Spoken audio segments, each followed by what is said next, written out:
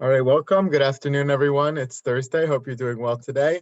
We're going to do a Rashi actually from the fourth Aliyah. As I said, Naso has some Aliyahs with no Rashi, some with a lot of Rashi. So we're going to go backwards a little bit to the fourth Aliyah. Fourth Aliyah, we transitioned from talking about the roles of Bnei Gershom, Bnei Merari, the various gifts, to the Kohanim and Levium, and all things related to the Machane, to the encampment of the Jewish people. Very interesting Machane setup. We skipped a lot of good Rashis, but the Machana was set up in a threefold manner. There was the holiest area, which only the Kohanim could enter. That was the Kodesh. Then there was the Machana Levia, the camp of the Levium, which is just surrounding that. And then Machana Yisrael, which was surrounding that. And in each one, there's increasing concentric circles of Kedusha, where people would be able to go or not able to go. So in the most inner one was only the Kohanim. Then after that was the Levium, but no Israelim, and then Israelim, but no people who were Tameh or people at Saras, other people had to go outside the Machana, etc., etc. But moving on from there, in the fourth Aliyah, we begin to talk about the Sota. In the case of the Sota, a woman who is suspected of adultery, and very complicated set of scenarios, how this exactly would come out in a halachic way, but in the plain meaning of the psukim, a husband is able to bring his wife to the Kohen. Really, he would have to also bring her to the Sanhedrin, bring her to the Beis HaMikdash. There'll be a whole procedure that would need to be implemented over here. It's not as simple as it looks in the psukim, but in the end of the day, if she was accused and she would not admit to anything, then she would have to drink this potion that was created here in the Beis HaMikdash to prove whether she was a sota or not, she'd been adulterous or not. Part of that process involves taking water to mix the water with various other things to create this potion. And the pasuk says, "V'lakacha kohen mayim kedoshim b'kli cheres." He's supposed to take holy water in an earthenware vessel. Umin ha'afar asher yeh b'karka mishkan. He's supposed to take earth, dust, dirt from the bottom of the mishkan floor, or in the case of the Beis HaMikdash, later the Beis HaMikdash floor. V'natana hamayim. He mixes it with the water and makes this potion. And it's a strange phrase, why he takes holy water. What's holy about the water? There's nothing sanctified about water. So Rashi explains, Ma'im Kedoshim is Shekitshu Bekior. It's not that the water is holy, but it's coming from a holy vessel, which is the kior, the laver, the copper wash basin that was placed in the Mishkan, the Beis HaMikdash, to be used by the Kohanim to wash their hands and their feet prior to the avoda. Sometimes they would have to go to the mikvah. They would also have to purify their entire body. But in addition to that, there would be an added requirement of kiddush yadayim v'raglayim, of sanctifying and precisely separating aside your hands and your feet for the service in the mikdash, and that would be done through the waters of the kior. So it's not saying the waters are holy, but the waters that would be taken for the sota ceremony would specifically be taken out of the kior, even though that water is normally only used to wash the hands and feet of the kohanim. And Rashi explains this beautiful, beautiful significance, which takes us all the way back to our slavery in Mitzrayim, and all the way back to Parshas Vayakel, Pekudei, to the construction of the various vessels of the Mishkan, recalling a lot of different themes that perhaps we had spoken about back then.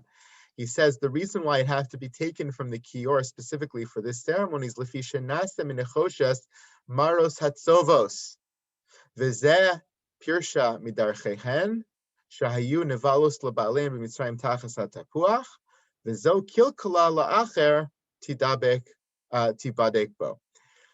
The water had to be taken from the kior because the kior was a vessel of the Mishkan, which was made from the copper maros tzovos, the mirrors of the women in Egypt. It says in Parshas Vayakel that when they were constructing this, it wasn't taken from the general donations of people to the Mishkan, but specifically that the women had gathered together the maros tzovos, the mirrors, the copper mirrors that they gathered to give to the Mishkan. And Chazal explain what these mirrors are, where they emerge from. They emerge from the slavery days in Egypt. In slavery days in Egypt, women were concerned that there would be no future to the Jewish people. Their husbands came in tired from the slavery in the pits and the fields, etc.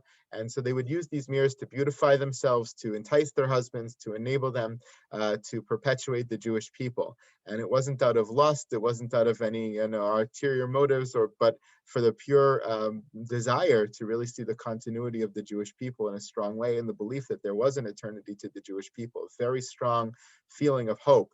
And so, in fact, the Chazal record that Moshe Rabbeinu, when they gave these maros tovos to the Melechas HaMishkan, Moshe was not sure they should be used. Maybe it was inappropriate. They were used for, certain intimacy between a husband and wife. So how could they now be used in the holy purpose of the Mishkan? And Chazal say, Hashem came to me, says, no, you should specifically use these mirrors because there was such beauty to them, such honest beauty and hope to the Jewish people and belief in the Jewish people that these are holy mirrors. They should specifically be used in the Melechas HaMishkan. They were used to create this copper kior. So now, of course, when you come to a woman who's been accused of adultery, who's undone the very fabric of what those women did so beautifully in Egypt, to come together with husbands, to create a stronger bond of family, a stronger bond of the Jewish people. This woman perhaps had done the opposite in undoing that and creating a separation between husbands and wives, and in affecting the perpetuity of the Jewish people and the future of the Jewish people. And so it was very specific that the water had to be taken from this kior, the kior symbolic of the beauty of relationships, to be used to test out whether there was beauty left in the relationship between her and her husband, or whether that had been destroyed. In a certain way, aside from the metaphysical kind of aspects of this and beauty, I would imagine that everyone knew the symbolism of the kior and its water. And when a woman who was a sota, they tried many, many times to get her to confess what was done, in which case she wouldn't be punished in this way of the whole sota process. I would imagine to the very, very end, she was supposed to see, look, they're taking water from the kior. She was supposed to be reminded of the potential holiness of a couple and the potential holiness of the union between a husband and wife. And maybe then recant, maybe then do tshuva, maybe to the last possible moment, encourage her to think about a different path, encourage her to think about loftier aspirations. And so there's great importance to be able to take the water from that specific place, which is why, according to Rashi, it's called Mayim Kedoshim. It's called holy water, water specifically from the holiness of the kior. Have a great day, everybody, and we will see you tomorrow, God willing. Thank you. So, Rabbi, Thank Rabbi, you. Yes. Rabbi, in thinking about this midrash, with the women in Egypt, think about we've read how in the U.S. there are 300,000 fewer births during COVID. And again, not criticizing anybody or criticizing society or whatever, where we are, there are a lot of good reasons. But if you think about the hope that this midrash has us in Egypt and Yes. where it seems like our society ended up today, it's interesting. Fascinating. You're right. I think there's a lot to say about that. There's a lot of studies also about Holocaust survivors, the desire to have children, not have children, post-trauma, post-tragedy, and the connections to hope and the kind of world that we're living in, and whether people want to bring kids into that world is a fascinating thing. Thank you for pointing it out. Have a great one. Thank you, Rabbi. We'll see you later.